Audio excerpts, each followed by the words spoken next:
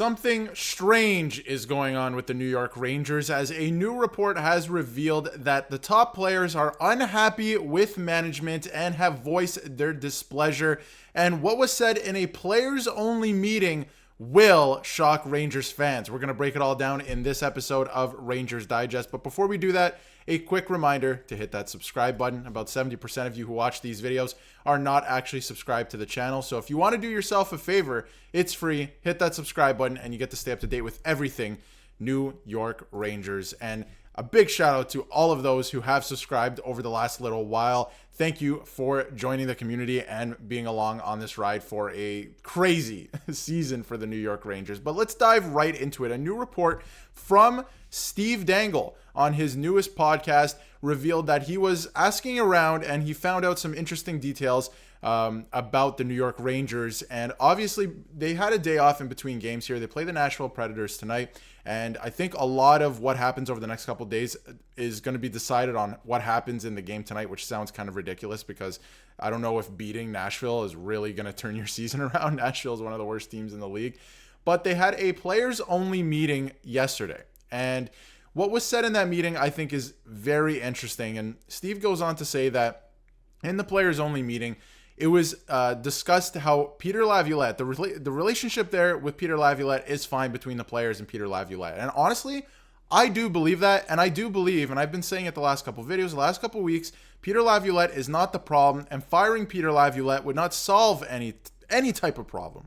Any type of problem at this point. So I don't think firing Peter Laviolette is, the issue here that's going to save the season. And I don't think that he is a problem. But their main problem, the players' main problem is Chris Drury.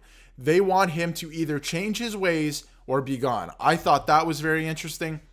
Some other tidbits that Steve dropped on his podcast about the Rangers. Trouba's post-trade comments speak for the entire room.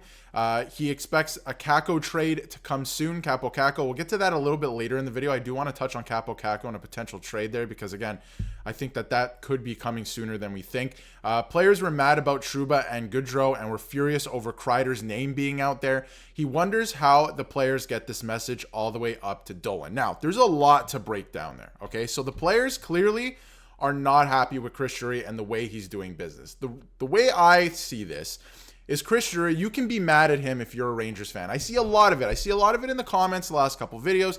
I see a lot of it online, fire Drury. It's been a constant for the last little while. You can be mad at Drury for the moves that he makes. Has he signed the best contracts? No. Has he made the best trades? No. He's made some mistakes along the way. We can all agree with that. But the fact that he was trying to make his team better, and this is a business at the end of the day. He was doing moves and making moves this summer with Barclay Goodrow and Jacob Trouba just a couple weeks ago that teams like the Tampa Bay Lightning would do to win a Stanley Cup. Teams like the Vegas Golden Knights would do. It's a privilege to play here.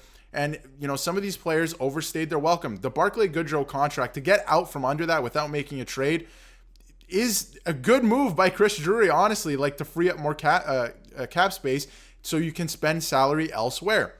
Same with Jacob Trouba. We knew it was going to happen. Yes, it got out. And I'm going to get to that in a second as well. Yes, that got out. But these are moves that had to happen for this team to stay competitive. And sometimes these are moves that players are not going to agree with because their friends are getting traded. I can get that. Now, Chris Drury, on the other hand, all this information getting out and getting leaked, I don't know if it's exactly Chris Drury. Maybe it's coming from ownership, right? But the fact that these things keep getting leaked and the players, like they mentioned, were not happy with Chris Kreider's name being out there, that needs to stop. The fact that Jacob Trouba knew he was going to be traded this summer and to what team, that has to stop. Names getting out there like this, like Chris Kreider, Jacob Trouba, that has to stop because the morale of the team is going to suffer for reasons like that. But at the end of the day, to give up, if you're a New York Rangers player, and to give up on this season because you don't like your GM anymore because he's trading your friends and too much is getting out, that's tough. I think you got to play for the jersey. You got to play for the fans at this point. He's making the moves that he has to make. And a lot of them, I think, a lot of pressure comes from ownership, too, on Chris Drury. I do believe that as well. And again, I'm not defending him 100%. I think he's made a ton of mistakes along the way, Chris Drury, this is. But think about it.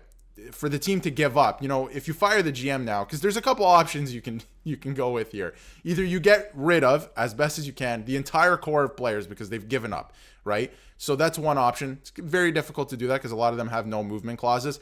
Or you can fire Chris Drury, right? So something's coming down soon. I think that there's a trade in the works here. We're going to get to that in a minute. And I do think that, Chris Drury could be on the hot seat right now because, again, I wonder if this gets up to ownership, and if it does get up to ownership, if a decision is going to be made, because obviously the coach is not the issue, and the relationship between the coach and his players is not the issue.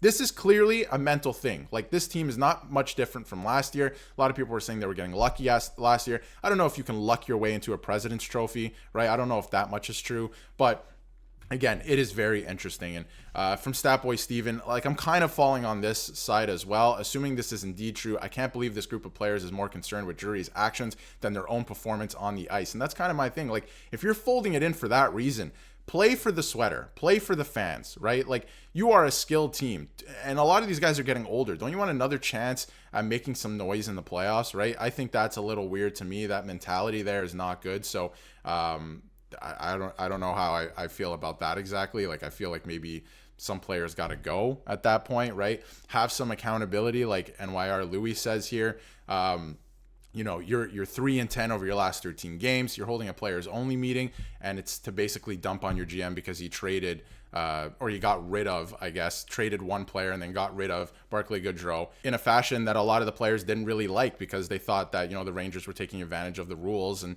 the rules are the way that they are right now. And a lot has been made of that over the last couple of weeks, and maybe there can be some tweaks in the CBA. I could agree with that, but at the same time, the rules are the way that they are right now. And Chris Drury is doing what he's got to do. And the other thing I thought, and I think is very important in an organization, in any hockey team, is first of all, structure, and I think likeness in thinking. And I think that Chris Drury and Peter Laviolette have that. For example, with the obviously Jacob Trouba trade, Peter Laviolette came out and said that Chris and I are together in our thoughts. And I think that's important, whether you agree with the decision or not. I think that having the GM and the coach on the same page and they're seeing the same things is very important for any team.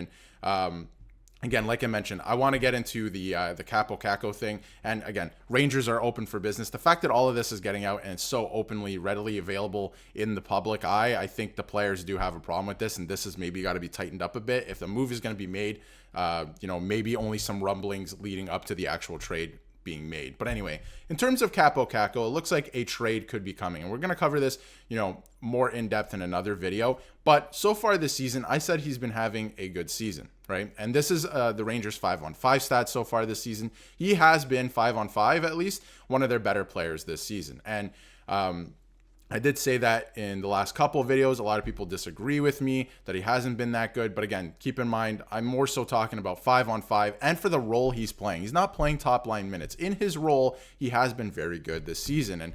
And it looks like a trade could be coming, including Kakko, very, very soon. If we take a look at his stats so far this season, he has 14 points in 29 games. He's playing third line minutes, obviously averaging just under 14 minutes a game. But I thought he's looked pretty good this season. There was a lot of talk about trading him even last season in the off season. For him as a player, I could see why he could potentially want out. I mean, he is going to be 24 years old. He hasn't really had a chance to play top line minutes. I don't know if he earned it necessarily last season with his play. So there's that as well. And heading into this season, I mean, I could see him wanting a change of scenery as well. Like, things are not going well in New York right now. The players are turning on the GM, or so it seems. And it's going to get very interesting. After tonight's game against the Nashville Predators, there is a roster freeze coming up for the holiday season this Friday. So Chris Drury can either make a move after this game, or between this game and Friday, I should say, or he's going to have to wait till after Christmas, basically. So tonight, it sounds weird to say, but tonight against the Nashville Predators, depending what happens, which I think win or lose, it doesn't matter. You know what's going on with this team. They're not happy with the GM now that this has all come out as well. They have to start playing, I think, for the sweater.